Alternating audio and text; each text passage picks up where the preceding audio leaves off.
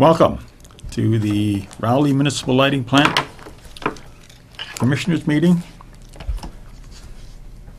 for October 15th, 2014. As a reminder, this meeting is being audio and video recorded digitally. Agenda item number 1, Citizens Query, 7 to 7:10 p.m. Our second item is review and accept minutes from previous meeting, and tonight we have none.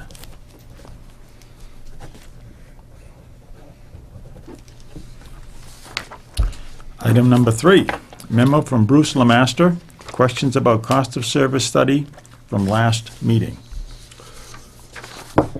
At our last commissioners meeting, we talked about the information that I presented from Bruce, the updated information that he had given us.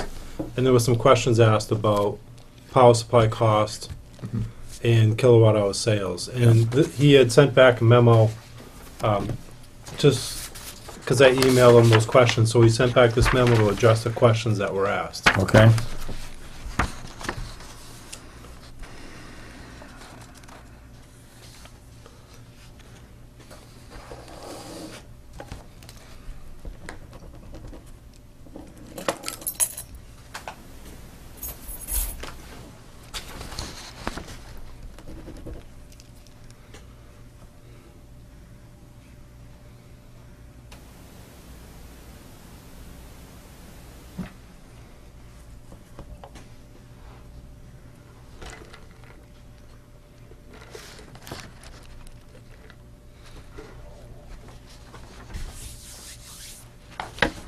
Well, there isn't much of a spread there, is it? No. Between those 4 years. No, we have been growing very slightly. I mean, last year I believe there was less than 1% growth. I mean, the year before last. This year was a little bit more modest because of the two housing developments that we had in town, so it was a little bit better. But I don't project any more than 1% growth over the next few years, and I think he addressed that in those numbers. So, Yeah. I think one of the factors will be energy efficiency. You know, Yes. appliances and lights and all of that kind of stuff too. As costs increase, as we know they're going to, people do turn to energy efficiency as part of the savings. So you may see a little bit of a cost. The revenue may stay the same, but your kilowatt hours may go down somewhat. So. Yeah. So what he did not want to project was more kilowatt hour sales and then not realize those goals, and then your revenue projections is also It's also off. decreased substantially. So. Yeah.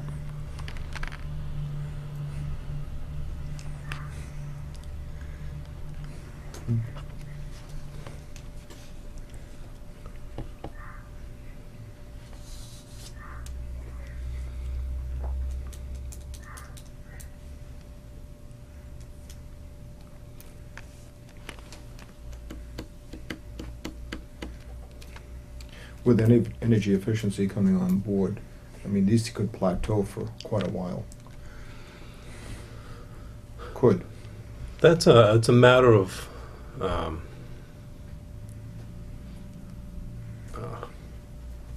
I lost the word I was going to say. But people tend to do the same thing, and a lot of people look at their bill as it's a bill, I'm going to pay it anyway. So a lot of people, not that they don't care what the bill is, but they will just manage their expenses accordingly. Some people will look at their bill and say, yeah, I think I need to do something about this, and go to energy efficiency. How much that's going to be, you know, people are a creature of habit, so it's hard to say where that's all going to go. Well, I can say that National Grid, of course, was at the fair, and they had a tent set up with the gas side and the electric side, and they were giving away these pink boxes. They were about this square, and it had 2 clip-on light lamps, dust-type lamps, with compact fluorescents in them. 3 60-watt LEDs, and 6 standard bulbs that were compact fluorescents. And those things were flying out of there. They were selling the whole box for $10. Wow. And one of the LEDs alone in Home Depot is over $10. Yeah.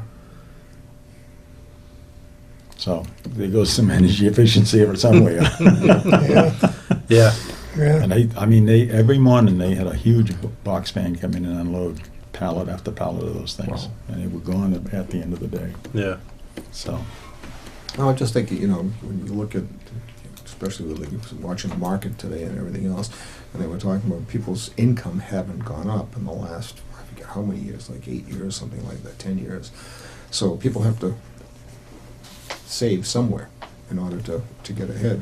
So, you know, that's one way to saving something yeah. with energy efficiency.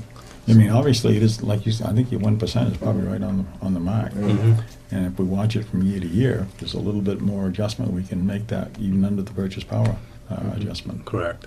to Yeah. kind of offset that. So, And what Bruce mentioned also is that once this study is complete, the model is built, and the information that he could get from us on a yearly basis, refresh all the numbers and see where you're at. I mean, he said for minimal cost, you do this every year, or even every other year.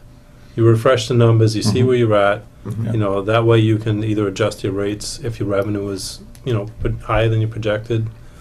You know, you can do it that way too. I mean, Yeah. it's not. yeah, well, we ran into that issue one year back in the 70s. We had a rate study done, and they messed up the numbers, basically. We implemented the rate study. Got to the end of the year, found out we had all kinds of money. Mhm. So we sat down at the table and stamped every bill for December paid Yeah. and sent them out. And to this day, people are still talking about that. Oh, Yeah. Sadly, in this day and age, I don't think that'll happen again. No, but, No. well, you got a better handle on it. You got- I mean, yeah. the fact that you made a Yeah. mistake and it was the customer's money. So that was the best way to give it back. Mhm. Now, I'm sure that some new people probably got a little bit more than they should, and the people that moved out in November maybe got a little bit less than they should. But in the long run, it equaled out. Mhm. So, It was a real Christmas that year. yeah, people were happy, I'll tell you that. And next year, they wanted it too. Yeah, that's the, yeah. But anyway, he addressed the power supply cost as well. Okay, And what he talks about really is, it's a number that's a very hard number to predict. Somewhat, the kilowatt sales is a pretty steady growth. It's either 1% or it's right around 1%. You have your ideas where it goes up. Power supply is affected by weather. It's affected by a lot of unknowns that, we can't predict. So it's hard Well, to, just energy alone, gas and oil costs. You can't predict it. right. So, and basically that's what he said in the memo was that I can't predict that, and I don't know of anybody else who can, predict those numbers. Right. So, and that's why he basically left the cost the same. Mhm. And again, just repeating what I just said, we can update the study. Mm-hmm.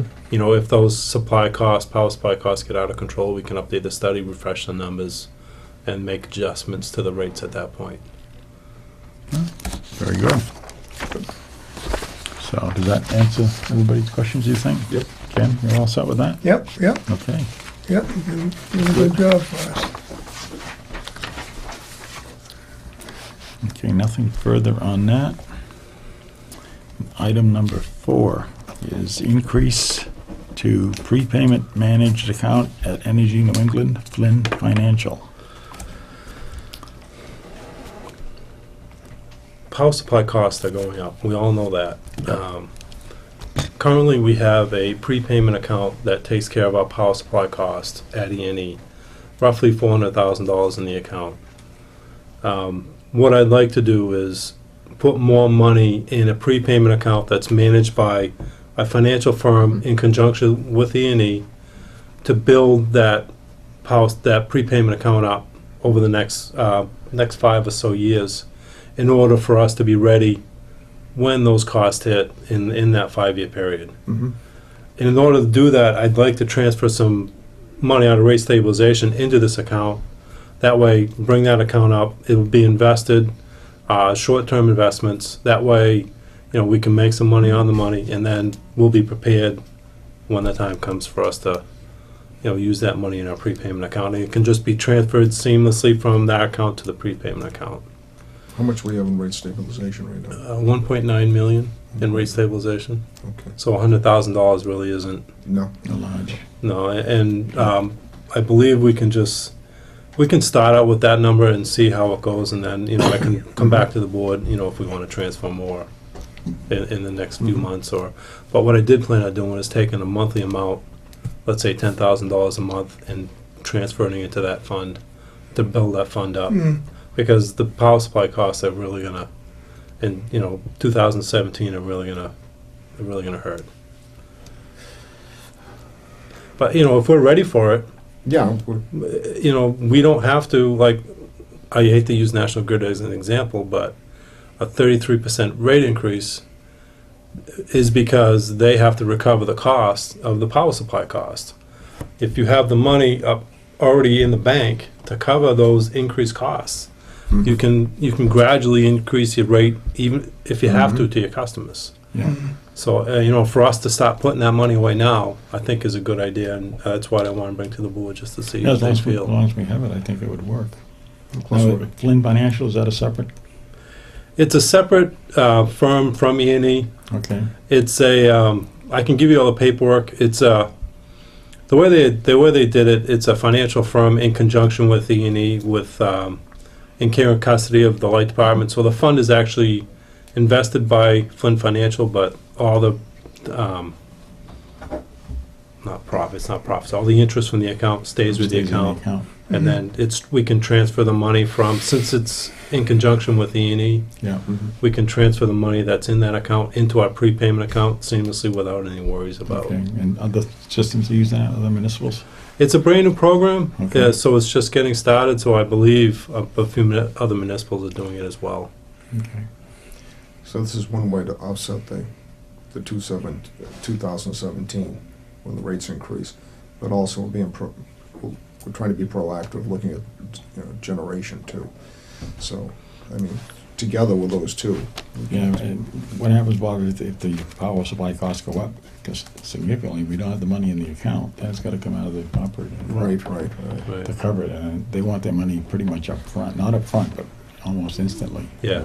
Yeah, because to keep them going. Yeah. Energy and going. I can imagine they're dealing with probably millions and millions of dollars a month, as far as all the systems go. Yeah. What is it pushing them? Is it the cost of fuel? Or is it, because they have to all going over to gas now? And Dick, if I stumble, jump in if you want. What it is there's a combination of costs that are going up. Transmission costs are going Okay. up to us, roughly it's $80,000 a month. I mean, yeah, last month was $80,000 just for transmission costs. wow. It varies from 40 to 80,000 depending on the month. Mm-hmm. We're talking about forward capacity market cost. In 2017, when Footprint Power gets built, anybody in the NEMA load zone is going to pay the maximum amount they can for forward capacity cost. So it's almost, I think it's almost $14.99 a kilowatt month for a capacity cost. Right now, I believe it's about 6 or so. I think it's around there anyway. So that's a huge increase to us. It doubles. Mm. Yeah. So the percentage in 2017 of a bill right now, how much percentage-wise would you go estimate?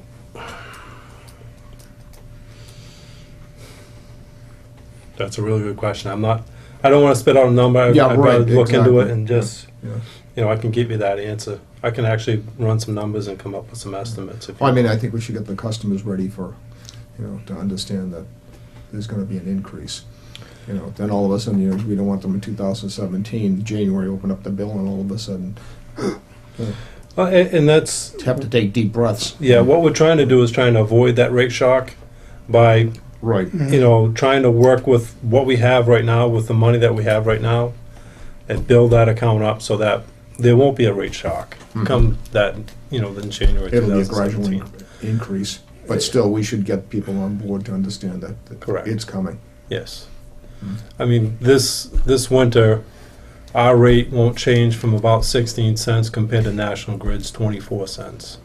So, I mean, they're going to be I don't know. It's unheard of as far as their rate, how much it's going I'm to be. surprised they get caught like that. I really am. Well, National Grid does it in a 6-month period. Mhm. Every 6 months they go out. Yeah. So the summertime is not, you can buy wholesale power for 4 cents, 5 cents. But in the wintertime, so if they bought at the wrong time, they bought 4-cent power, but the actual power cost could have been 14. Right. So they've got to make up that money. They got to make that money back. So what they're doing now is they're projecting a cost through the winter. So they're saying, well, it's going to be X in January. We want to make sure that we have money to cover those costs. So Yeah. they jack up there. It's a pass through with the customers. It's nothing, it's nothing they can avoid, like any of us. Right. Right. Okay. Thank you. Okay. So, agenda item number 5, and it's Rowley Light Distributed Generation Project Generation. Oh, I kind of, yeah. Put an extra word in there. We've been talking about this for the last couple of meetings, as far as a generation project in Rowley. Mm-hmm. And first of all, I guess I'll ask, do you have any questions from the information that was presented at our last board meeting in October? I'm sorry, September. September, yeah.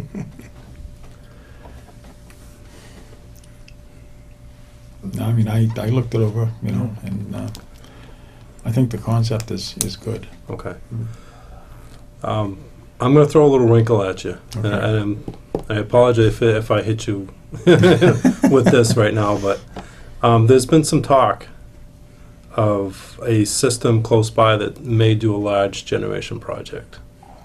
And what I don't want to happen is have start down a road and have something else coming up that may be more worthwhile to us. So I don't want to stop a project, but I don't want to go forward with one knowing that one may be right in the works that may benefit us even more. So what I'm going to say is I have a meeting coming up October 31st Okay. for this other generation project.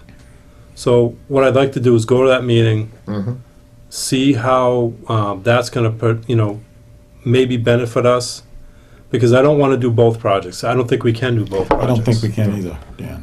I agree. I mean, I get looking at some of the numbers that was in that last, when we asked Walter to look into some things for us, and they showed up with some numbers there. When that last email you sent, I wasn't able to open it until I got back from the fair because my computer had gone down. I had to get my son there on Saturday to fix it for me. I couldn't get the emails, but yeah, I mean, $49 million is a pretty big bunch, Yeah, well, it's, So- there are, talk about big co-ops being formed for this generation project. So there may be opportunities for Rowley. Okay. You know, Those things have happened in the past, Mhm. and we've looked at several of those, back through the years, and some of them were really good. Yeah. So, and I think I'd have to agree with you. If we have a chance or an opportunity, we should take a look at that also. okay. Yeah, we really should. So what I'll do is, I don't want to. I really don't want to stall what we've already started. All right. So if you have any information, or if I get any more information about this project, I will definitely forward it on to you. Yeah. As far as the distributed generation project. But I also would like to, see how this other thing starts, because it has started before, then it kind of faltered, and it was tabled for a while. Okay. So, but there is a lot of interest now, I believe, because of what everybody sees, what the known future is, in the next 4 years. Yeah. So that may really spur some people into action. Well, good. Good. And I think a joint effort is much better than doing it on our own. Mhm. So it tends to work out better. We have to do something. Yes. Yep. Yes. I mean, to do nothing is, I can see us getting in some kind of a problem down the road with a spike, and the next thing we're paying, especially with 2017 coming, and then all of a sudden, with generation, we have a spike in our usage, and then we're paying even more money for the rest of the year. So I think we have to do the right thing for the ratepayer. Right, right. So, So that's where we're at, and as soon as I get more information on either one of the projects, I'll definitely forward it along to you, and we'll have I'll keep this as an agenda item Sure. for the next Yep. meeting, that way we Yes. can, Stay up to date on it. ongoing, yeah. Mhm. That's good. That's good. Yeah. I know we've looked into other projects and actually jumped into some. I think diversity is important. Mm-hmm. I think we shouldn't put all our eggs in one basket, No. such as oil or gas, and years ago coal. We like to keep it diversified so that we don't get caught if something goes south. Right. So, very good. Is there any other questions or comments? No, I think that balance the two things out together is the way to go. Is the way to go. It's definitely the ratepayer that we need to take care of. Yeah, mhm. yeah. See what happens. Yeah. That's what it's all about, reliability and cost. A lot of homework involved. Yes, a lot of homework involved. In both areas. But Ken, that's why you get paid the big bucks. Oh, well. Oh, well. Maybe not so big after all.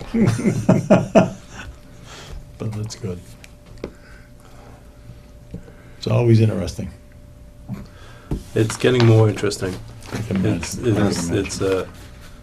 it's hard to keep up with all the changes. It Yeah. really is. Yeah, It's a full-time job just trying to keep up with all the power supply changes yeah. and It's, how it you know, affects us and the We customers. can go right back to deregulation and pin that one right there. Yeah. Right. Yeah, some things they shouldn't mess with. We never did wind up giving away pots and pans, but man, I wish we had instead of this.